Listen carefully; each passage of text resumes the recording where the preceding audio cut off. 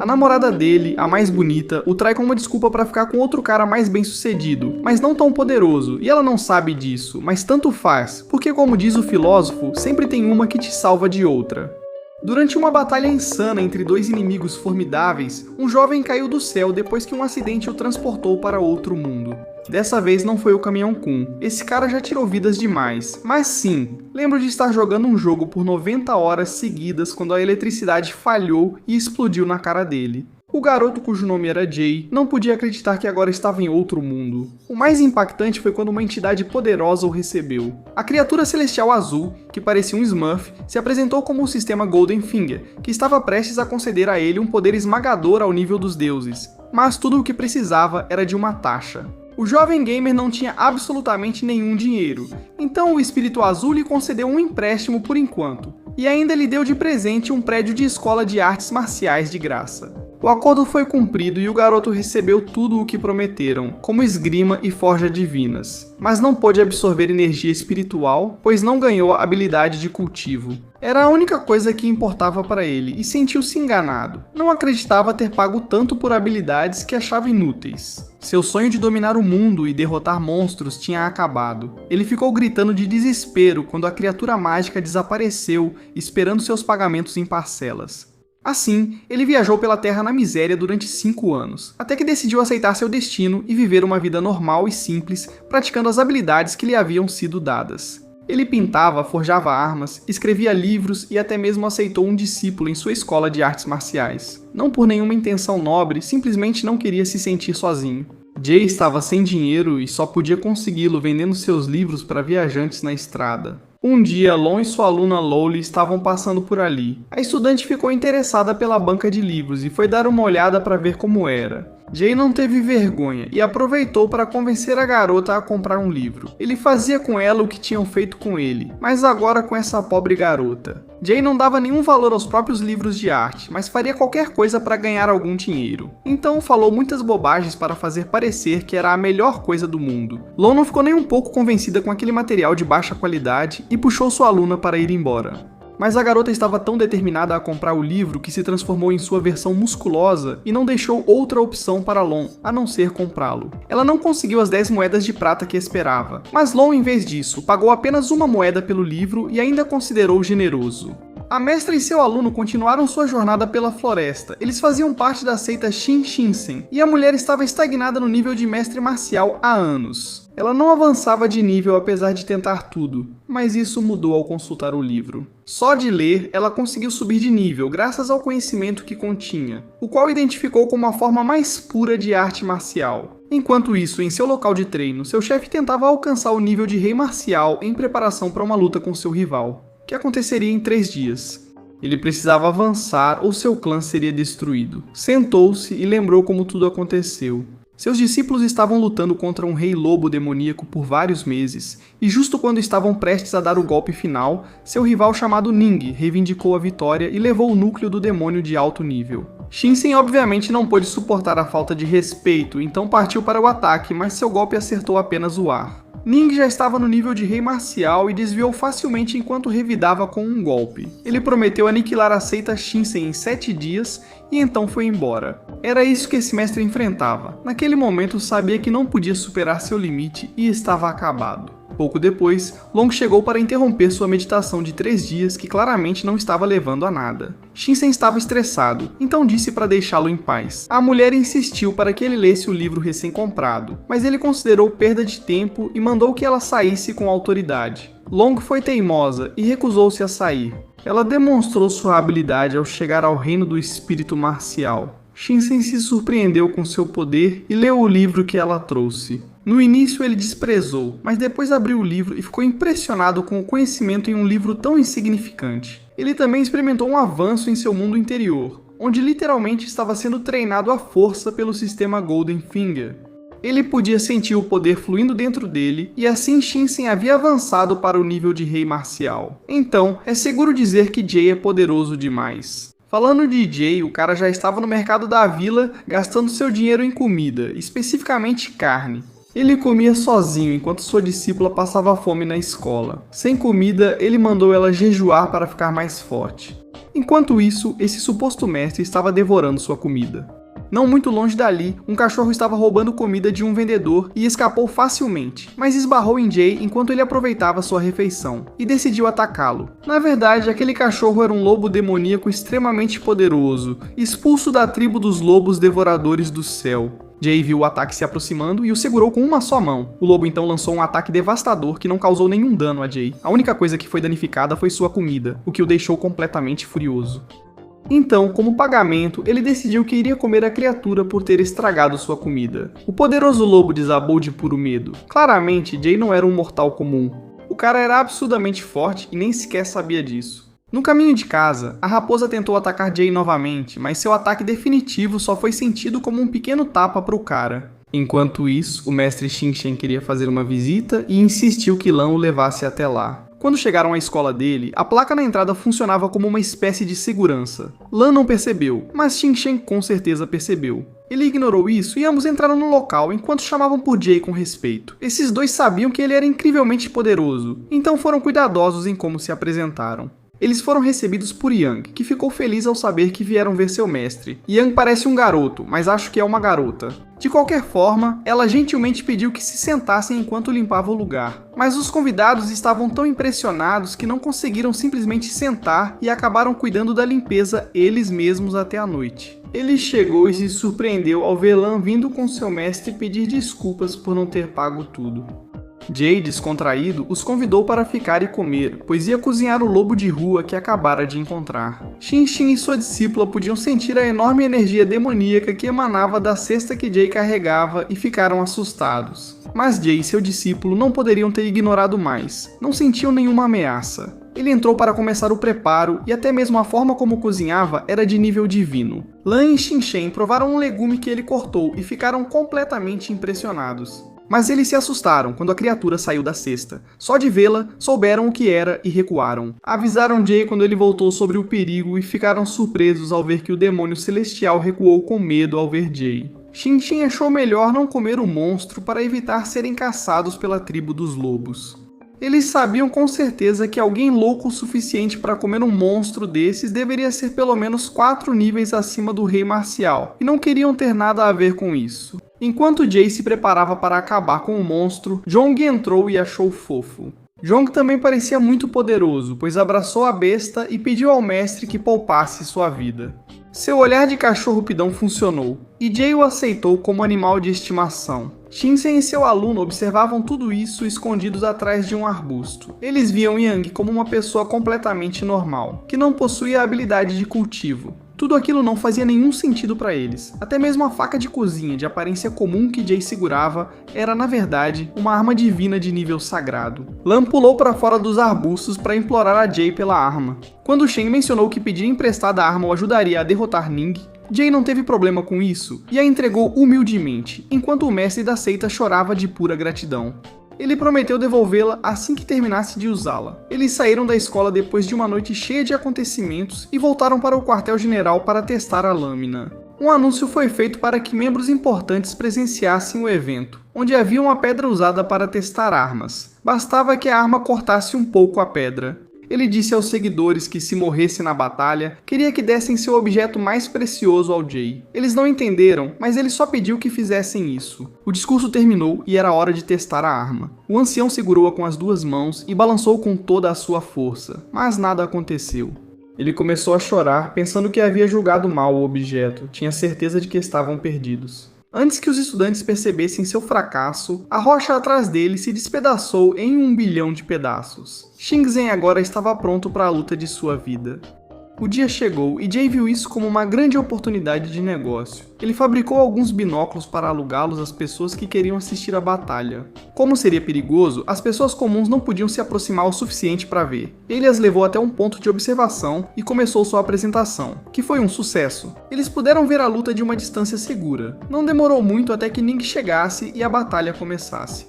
Xingchen estava confiante, já que agora estava no mesmo nível que seu inimigo. Quando os golpes começaram a ser trocados, ele logo aprendeu, após levar um soco no rosto, que Ning estava em um nível superior dentro do reino marcial. Xingqian terminou com o rosto parecendo um lutador de UFC. Depois de ser humilhado, Ning revelou uma bomba. Ele já estava há pelo menos 20 anos no reino marcial. A notícia fez Xingqian entender com quem estava lidando. Ning não mostrou nenhuma misericórdia e destruiu Xingqian usando sua técnica barata de clones de sombras. Ele o agrediu como se tivesse insultado sua mãe. Xingqian lutava pela vida, respirando todo o oxigênio possível.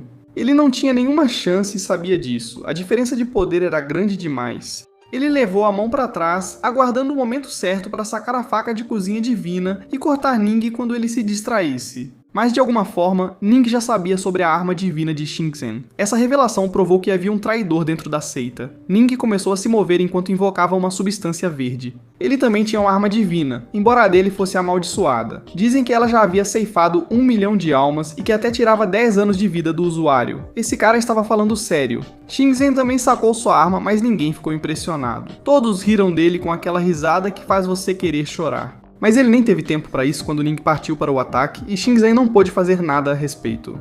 Apesar de confiar na forja de Xingqian, o ancião duvidava que uma faca de cozinha pudesse enfrentar a arma amaldiçoada de Ning. Xingqian já havia desistido. O ancião entrou em pânico, mas ouviu as palavras inspiradoras de Xingqian sobre não desistir. Xingqian acreditava ter vindo para animá-lo. No entanto, a realidade era que Xingqian não queria que a luta terminasse. Se o duelo acabasse, ele perderia clientes. Então foi a ganância que o levou a pronunciar aquelas belas palavras. Xingqian se sentiu inspirado, até mesmo sua aura mudou, como Lan percebeu. Mas para Ning, tudo continuava igual. Ele partiu para o ataque, que a princípio parecia devorar Xingqian, mas o ancião confiou em Ye e simplesmente brandiu a faca. Esse ataque simples destruiu completamente a arma de Ning e ainda arrancou seu braço. Ele nem sequer esperou a poeira baixar e se retirou com seus subordinados.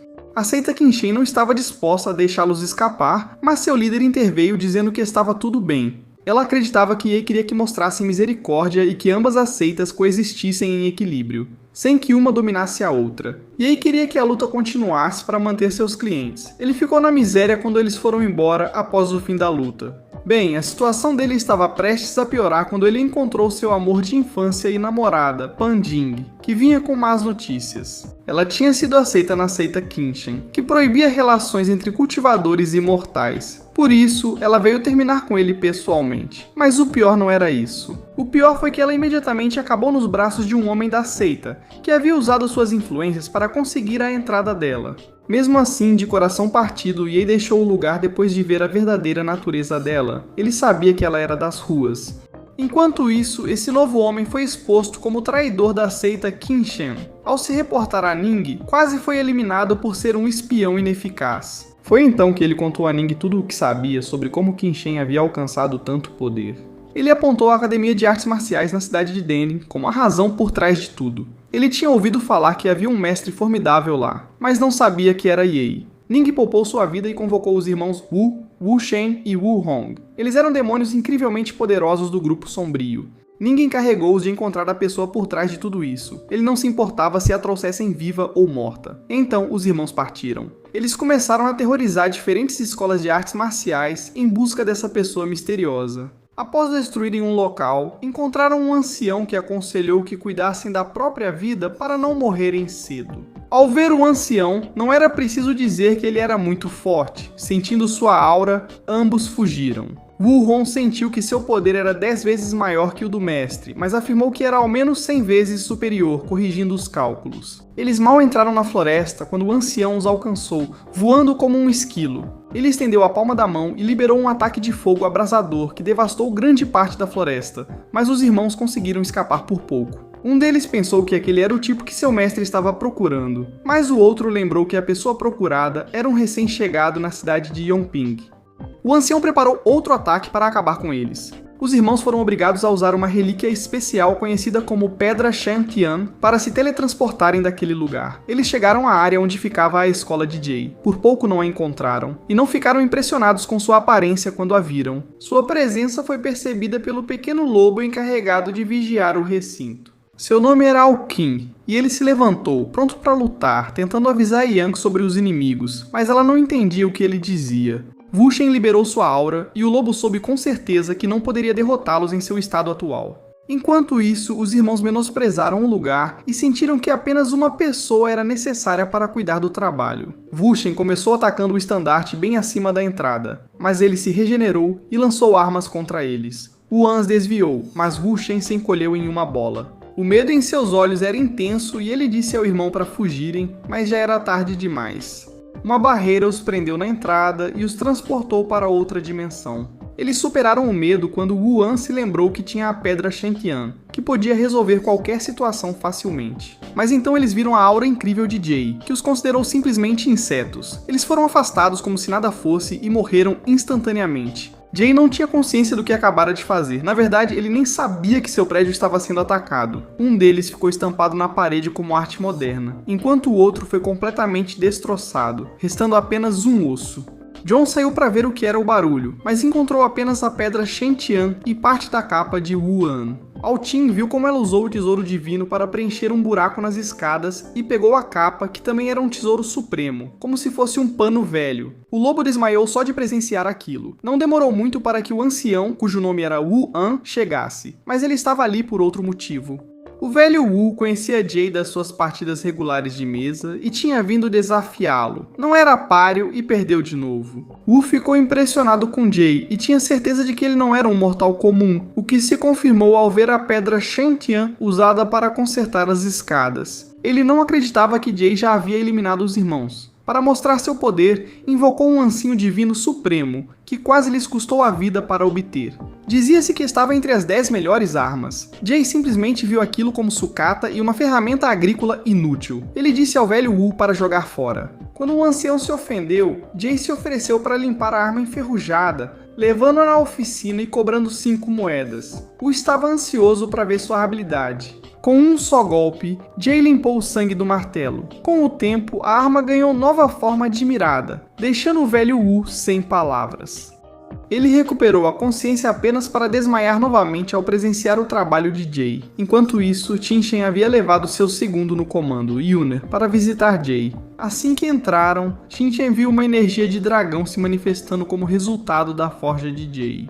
Yuner ficou ainda mais surpreso ao ver o lendário Wu Hong, que estava no nível de sábio marcial, 2 níveis acima do rei marcial. Eles não acreditavam que estavam em pânico vendo o trabalho de Jay. O velho Wu ficou tão impressionado e assustado que até chamou pela mãe. Jay apresentou a arma refinada e não pediu nenhuma taxa, pensando que Wu estava chateado por ter perdido seu duelo. Qin apontou que mesmo se vendessem toda a seita, não seria suficiente para pagar pelo serviço de Jay.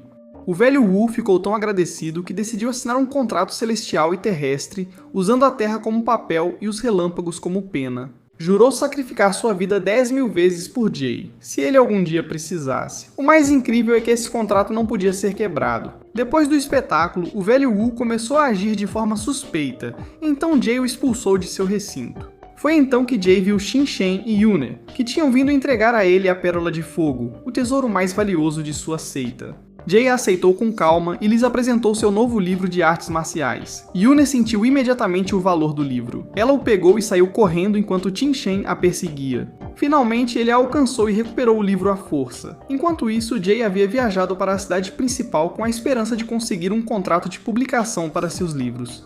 Ele teve uma reunião com o presidente Mao, um alto funcionário da Câmara de Comércio de Yunping, que o recebeu com uma atitude arrogante. No início parecia que fariam um acordo, mas o homem menosprezou Jay e afirmou que não publicariam seu lixo. Jay ficou decepcionado, mas saiu com dignidade, recusando até o convite para chá. Ele se retirou para um beco sujo para lamentar a rejeição. No meio de sua tristeza, Lan e Luoli chegaram com uma cesta de frutas cortesia de Qin. Jay melhorou após comer. Seus livros estavam no chão e Lan descobriu que ele era o autor do romance que ela admirava. O sonho dela sempre foi conhecer o autor. Luoli impediu que ela demonstrasse admiração demais. Lan estava claramente muito emocionada. Luoli então revelou que seu pai era o presidente da Câmara de Comércio Baofeng, e ele se ofereceu para ajudar Jay a publicar seus livros. A única condição foi que Jay beijasse Lan. Luoli disse isso como uma espécie de tentativa de ser cupido, mas Lan sentiu que não era digna de Jay e rejeitou a ideia com respeito. Eles então foram ver se o pai dela podia ajudar. Quando ouviu Qin se referir a Jay como mestre, ele sentiu a necessidade de publicar qualquer coisa que Jay escrevesse. Apesar de não ser especialista em publicação, o presidente ordenou o início imediato do trabalho e estava disposto a arriscar até a falência do negócio. Sua decisão acabou dando frutos porque quando o romance foi publicado, foi um sucesso instantâneo. As pessoas amaram profundamente e ali ele finalmente conseguiu o avanço que tanto precisava. Já havia se passado algum tempo desde então e uma membro da seita de Ning, chamada Su Ling, havia rastreado a aura dos irmãos até a escola de Jae. Por algum motivo, ela conseguiu atravessar a entrada e observou Jae à distância. Viu como Ao King lhe trazia um osso. Jae tirou o osso para o lobo não trazê-lo de volta, mas Su Ling interceptou e reconheceu o espírito de Wu Hong. Ela não acreditava que ele estava morto. Antes que pudesse processar, Jae já estava atrás dela, perguntando se ela o reconhecia. A mulher, apavorada, cuspiu sangue de medo e saiu correndo, convencida de que Jae iria eliminá-la, mesmo que Jae não entendesse o que estava acontecendo e só tivesse convidado para tomar chá. Mais tarde naquele dia, um servo da Câmara de Comércio Bo Fen chegou com boas notícias. Ele entregou a Jae um cartão dourado com 300.000 moedas de prata correspondente à parte das vendas do mês anterior. Jae não podia acreditar na quantidade enorme, mas pela sua expressão, o servo achou que ele estava insatisfeito. Saiu correndo assustado e prometeu avisar ao chefe que o valor era insuficiente. Jae, por sua vez, estava eufórico. Agora era rico. A celebração foi interrompida pelo presidente Mao, que trouxe 100 mil e pediu desculpas. Seus colegas haviam ordenado que ele corrigisse seu erro, pois ao rejeitar Jae, sua instituição havia sido superada pela Câmara de Comércio Bowen, que teve um enorme sucesso vendendo os livros de Jae. Mas Jae já não estava mais interessado em sua ajuda e o rejeitou com a mesma frieza com que havia sido tratado antes. O presidente Mao teve que aceitar a derrota, especialmente ao ver o cartão VIP dourado que Jae havia recebido. Enquanto isso, Su Ling informava com horror a Ning o que havia presenciado. Ning ficou furioso ao saber que os irmãos haviam sido eliminados de forma tão brutal. Sua raiva explodiu ainda mais ao saber que suas relíquias haviam sido usadas como enchimento de degraus e como trapo inútil. Ning não suportou a humilhação e prometeu eliminar Jae pessoalmente. Mandou seus homens se prepararem para a guerra. Encerramos aqui a primeira parte deste Donghua, atualmente em exibição, com uma animação muito boa, com uma história que é divertida, mesmo não tendo muitas cenas de ação, mas é um ponto de vista bastante interessante para um Donghua divertido. Espero que tenham gostado do que vimos até agora. Eu vou resumir para vocês assim que os episódios forem lançados, se chegarmos a 2.500 curtidas para que essa história possa continuar. Da minha parte é só, espero que como sempre vocês tenham gostado desses resumos, um pouco mais curtos, mas espero que aproveitem. A gente se vê em um próximo resumo e enquanto não saem mais episódios desse Donghua, deixo vocês com outra dessas histórias que na verdade é muito boa e bastante desconhecida. Assim começa essa história com um jovem que foi humilhado pelos deuses a ponto de passar de um príncipe respeitado a ser castigado com tamanha brutalidade que até perdeu a visão. Aqui o vemos procurando seu irmão no castelo que lhe pertencia, mas ele não passa de um traidor, atacando-o já que também se vendeu aos deuses. Apesar de seus ferimentos, o aleijado Cao Yun arranca a lança, iniciando um combate onde o albino mostra que tem habilidade com visão ou sem ela. Após um corte mínimo, Bai dá uma única opção ao irmão. Fará todos crerem que o matou, realizará o funeral e ele deverá abandonar nome e reino. O protagonista mostra que poderia tê-lo matado antes, mas aceita o acordo. O loiro pode ter problemas por deixá-lo vivo, mas o mais provável é que fora do reino ele não sobreviva nenhum dia. Enquanto vemos como anos atrás o nome Cao Yun representava o herói da humanidade, já que salvou a todos do demônio conhecido como Kuiba, que renasce a cada 333 anos. No entanto, os deuses decidiram que ele estava pecando contra eles, humilhando-o com os piores castigos, enquanto seu irmão tomava posse de seus títulos. Agora ele só tem a lança com a qual foi ferido para sobreviver. Enquanto avançamos 30 anos nesta pequena comunidade pobre, onde o velho se tornou temido pelos aldeões. Com esse ferreiro como amigo, que além de melhorar sua arma, o alerta sobre bandidos observando-o. Pois Cao Yun acaba na floresta enquanto esses ladrões têm certeza de que vão tirar tudo de um cego. Para eles é fácil, ele tenta avisá-los, mas o obrigam a usar um único movimento com o qual desmembra todo o grupo. No fim, sempre é igual. Só se aproximam os que querem matá-lo pelos 50 mil de cobre por sua cabeça. Por isso, ele tem um cemitério inteiro no quintal. Ao descansar, ele encontra uma presença tão rápida e forte que acha que seu irmão finalmente achou um bom assassino para ele. No entanto, por mais forte que seja, trata-se de uma simples criança que, além disso, está apenas brincando com ele enquanto o abraça. Ele não dá mais atenção, porém, justamente à noite, um bandido usa a criança para chegar até a casa, onde deixa o velho sem sua habilidade de perceber. O pequeno, sentindo culpa, acaba salvando-o, mas não está acostumado a matar. Então o velho assume a culpa, o acalma um pouco e, mesmo assim, momentos depois o leva para acompanhá-lo a enterrar o cadáver. Aqui os dois conseguem entender que estão igualmente exilados pela sociedade, já que o menino também está desamparado, dormindo no lixo. Por isso, ele ficará com ele enquanto decide chamá-lo de Milim. Aos poucos, ensina ao menino a canalizar o poder e usá-lo em ataques. O velho se surpreende com a grandiosidade da obra do menino. Mesmo assim, vão para casa e o ferreiro conta que o Kuiva, o demônio, voltou a aparecer. E pode ser a oportunidade de reencontrar e se vingar do seu irmão. No entanto, à noite, ele percebe que a aparição do Kuiva é real, porque está no corpo de Milim. Isso é perigoso, pois ele se lembra da época na Aliança, e que só podia eliminar a criatura rapidamente. Então ele o leva até o lago para afogá-lo, ou pelo menos era o que parecia, porque anos depois vemos Milim usando isso, usando justamente a água como meio para canalizar seu chakra. Suprimindo a aura de Kuiva e justamente por isso, no céu está ficando difícil rastreá-lo. Até essa aldeia que ninguém conhece por ser tão pobre. E além disso, fica na montanha. Mesmo assim, o povo da vila gosta do jovem, pois ele trabalha e é o melhor vendedor da região. Porém, sem saber, uma praga se espalha pelo local. Enquanto isso, o velho testa Milim, mandando-a canalizar o poder para proteger a fruta enquanto ele volta para casa. Enquanto o velho volta sozinho, Ming Chen, seu único guerreiro fiel, surge e o alerta sobre a praga que rumores atribuem ao Kuiva.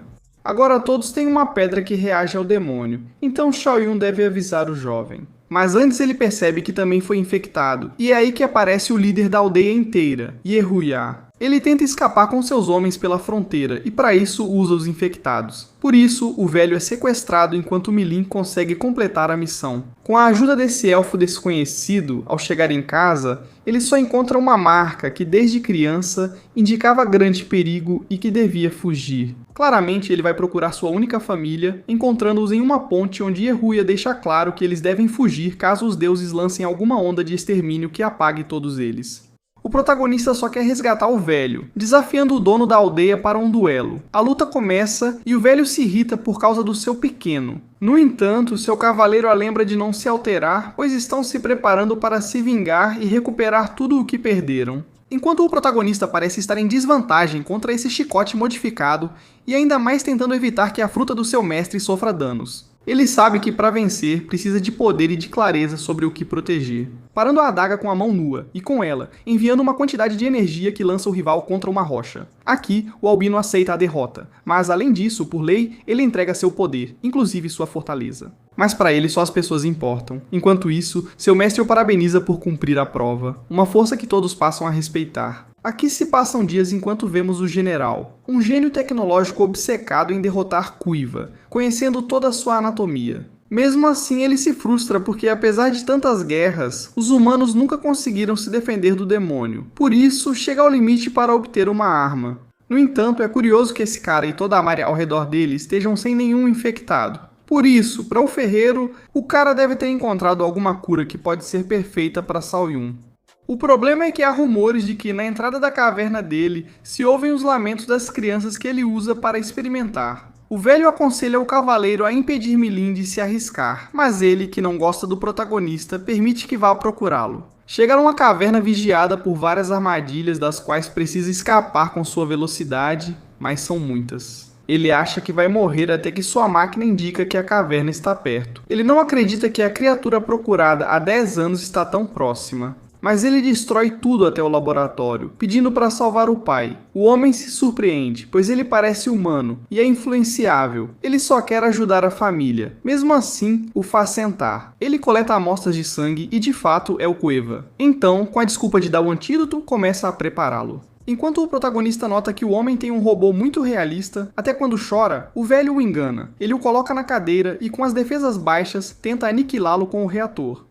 Felizmente, Geu já está lá fora com canhões, demonstrando sua lealdade ao protagonista. O velho sabe que esse bandido vai virar o demônio destruidor que todos conhecem. Por isso, se precisarem se sacrificar pelo objetivo, ele explodirá tudo. No entanto, Milim tem outros planos, tentando salvar o cara, chegando até a levá-lo até a entrada, pedindo para ele salvar sua única família e ficando soterrada. Isso faz com que o velho se lembre de como começou a fabricar armas. que pudessem destruir o Quiba, para manter sua família a salvo. No entanto, essa obsessão acabou fazendo com que ele negligenciasse sua filha. Por causa de uma queda, ficou gravemente ferida, aumentando sua raiva para matar o demônio. Agora que conseguiu, sente-se ainda mais vazio, porque os livros nunca descreveram que a caverna tivesse uma personalidade tão humana, até mesmo uma família, então ele acaba de joelhos, enquanto Yehuial leva para que cumpra seu trabalho. No entanto, dos escombros aparece Milim, que se arriscou ainda mais para salvar o corpo robótico da filha, um gesto que faz com que o velho, pela primeira vez, ele baixa a cabeça e vira aliado. Ao voltar à aldeia, o protagonista vê uma desconhecida que o encanta, enquanto o velho se recupera.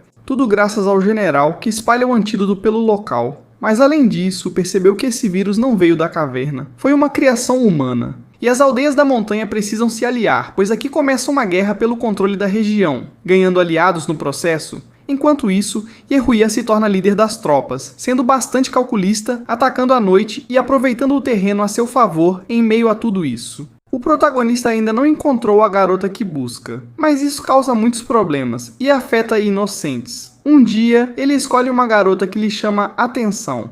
Ele afirma que ela é quem tanto procurava. Mesmo em segurança e alimentada, ela quer fugir. Lin garante que nada acontecerá sem seu consentimento. Ele tenta impedir que seus homens levem mais mulheres. Após uma semana, ele dirá que ela não lhe interessa mais e poderá ir embora sem problemas. Porém, nesses poucos dias, a garota passa a enxergar o protagonista de outro jeito, especialmente na feira, quando ele compete com dois gigantes para ganhar um ovo de presente para ela. No início, o protagonista parece baixo, mas mostra grande resistência. Mesmo assim, a garota se preocupa, mas ele controla tudo, o que a impressiona.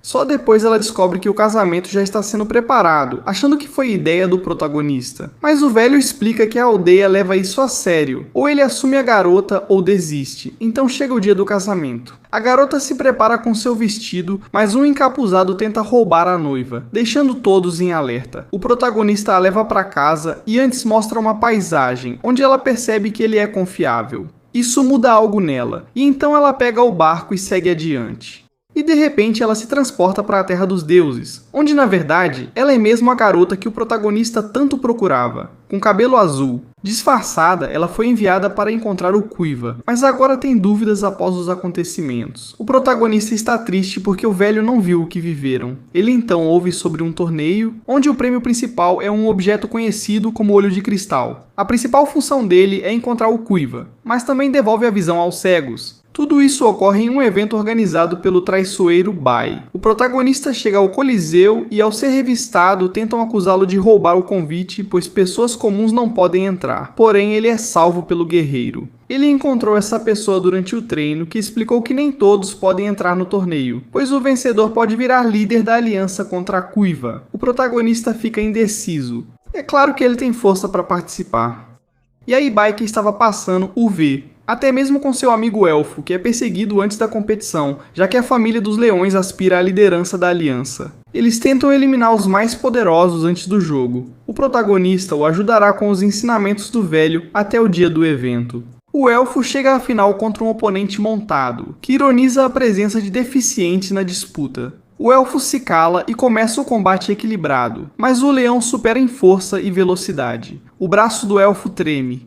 Mesmo assim, cada golpe de espada é bloqueado numa coreografia de campeões. Com rapidez, o elfo arranha o olho do rival, que, furioso, ativa mais dedos de chakra. Por isso, cada golpe será ainda mais forte, sua espada acaba destruída e ele está a um golpe de perder. No entanto, ele surpreende ao desviar do ataque e, com o braço que estava ferido, ele dá um soco carregado de energia que o manda voando e o faz bater contra uma parede, ficando encurralado porque acabou de perder. Esse foi o conselho do protagonista. Ele aguentou o torneio inteiro sentindo a dor do braço machucado, lutando com ele, para que no fim, o adversário se descuidasse e ele aplicasse o golpe final. O Coliseu comemora e, como combinado, o protagonista fica com o olho de cristal por ter ajudado na vitória. Separando seus caminhos, ele se despede do velho Bai, sem saber de sua traição. Mesmo assim, vemos o procedimento de instalação do olho de cristal no velho. Nos primeiros dias, a recuperação é fundamental e a visão ainda delicada. Ele já se emociona com as cores, mas são interrompidos por uma carta convidando os líderes das aldeias. Para selar a aliança da montanha, ocorre um grande banquete, o que é claramente suspeito.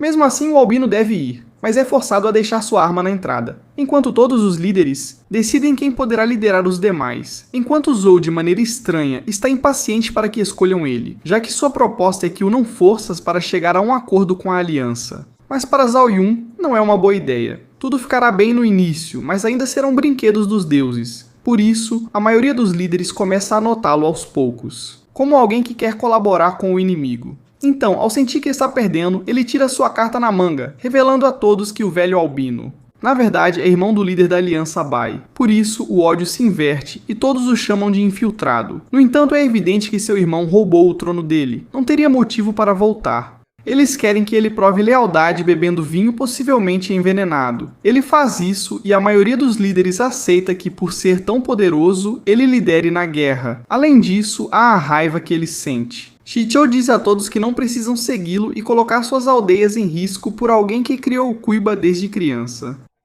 E os outros líderes ficam agitados. O demônio das lendas, que só traz caos, os assusta tanto que o obrigam a não fazer nada. No final, o pânico dos outros. É porque a aliança pode puni-los, então o banquete continua como se nada estivesse acontecendo. Enquanto o velho lembra que depois da operação não podia usar seu chakra ou colocaria seu corpo em risco. No entanto, ao ouvir falarem mal de quem é praticamente seu filho, o velho acaba forçando seus olhos, conseguindo enxergar um pouco enquanto enche seus braços de energia. Pois aqui, enquanto Sangra se levanta para confrontar todos os líderes das aldeias nesta sala. Qualquer um que se coloque em seu caminho. Graças ao caos, Heng e Yehuya estavam prontos para entrar, mas não é preciso. Tudo o que sabem agora é definitivo. Resta um único líder para toda a montanha. Os dias seguem. Mai Lin volta para casa, mas precisa se preparar, pois agora os reinos na fronteira das montanhas mobilizam suas forças. Enfrentam Xiao Yun com armas poderosas, mas o subestimam por ser cego, achando que sua habilidade é limitada, apesar de sua família importante. Acham que ele deve temê-los. É mais uma oportunidade para apagá-los do mapa. Então, no dia seguinte, eles se reúnem com o Reino das Feras, que na verdade não está muito interessado em se envolver em uma guerra que não é deles. Mas, como querem manter uma boa relação com a aliança, terão que fazer esse sacrifício e acabar o mais rápido possível com o velho, que justamente está passando pelas terras dos leões. Eles enviam uma carta dizendo que não estão interessados na guerra, que ele passe o mais rápido possível. No entanto, está claro que se trata de uma armadilha para poder enfraquecê-los e depois emboscá-los com uma espada especial que se alimenta dos chakras, multiplicando sua força. Por isso, eles devem estar prevenidos. No entanto, aqui Xiao Yun parece sofrer um desmaio, e isso os obriga a descansar na região. O velho não deve se mover por 7 dias nem usar seus poderes, mas ficar parados lhes dá uma vantagem em caso de uma emboscada, já que tem suprimentos suficientes para se defenderem e se alimentarem. Enquanto isso, o leão, com o passar dos dias, vai ficando sem comida. Por isso mesmo, eles se retiram, e seus aliados estão decididos a iniciar o combate de frente. Afinal de contas, o povo das montanhas não passa de bandidos fracos. O protagonista já prepara tropas para atacar pela retaguarda, deixando os leões em desvantagem. O combate se prolonga com o uso de canhões contra o povo das montanhas, mas a força dos protagonistas prevalece. E conseguem tomar o que resta da montanha, enquanto só vão restando rivais caídos pelo chão. Ainda assim, o albino com sua arma poderosa é orgulhoso demais para recuar. Em certo momento, ele provoca uma carnificina. Para evitar mais mortes, Milin o desafia para o duelo final. O combate de espadas começa, ambos demonstrando grande velocidade. Mas a diferença nas armas realmente faz diferença. O albino libera uma aura carregada com o poder dos deuses. Ainda assim, o protagonista avança e bloqueia o que pode. Mas é quando ele fica soterrado que ativa algo a mais. Finalmente libera os 4 chakras. Aqui, sua energia muda para um tom vermelho, onde sua própria arma é o corpo dele. Assim, ele domina o rival com o impacto. Segundo as regras dos duelos, o adversário deve entregar a arma e se ajoelhar. Porém, o protagonista não acha sentido nessa humilhação, pois não é seu modo de agir e não ficará com a relíquia. Por isso, o gigante fica confuso. No entanto, ele realmente respeita sua força. Então, ficando sem honra e sem propósito, eles decidem acolher essa fera entre as tropas para a noite. Milin se recupera dos ferimentos, mas precisa continuar a jornada para alcançar a aliança e enfrentar os deuses. No entanto, é aqui que termina a primeira temporada deste Donghua, que no último capítulo até nos anunciou, com animação, a segunda parte para 2022, mas nunca foi lançada. Então, por enquanto, temos que nos contentar com este Donghua, que é divertido. Acho que a animação deixa a desejar e a história pula cenas que poderiam ser épicas. No geral, está bom. Só falta aproveitarem quem busca o desconhecido. 3.000 curtidas e resumo às prequelas, que são antigas e tem outra animação. Se quiserem, eu trago agora. Como disse meu pai, eu deixo vocês. Essas artimanhas não me trazem felicidade nem são pra sempre. Obrigado por assistir ao vídeo. Obrigado. Assistir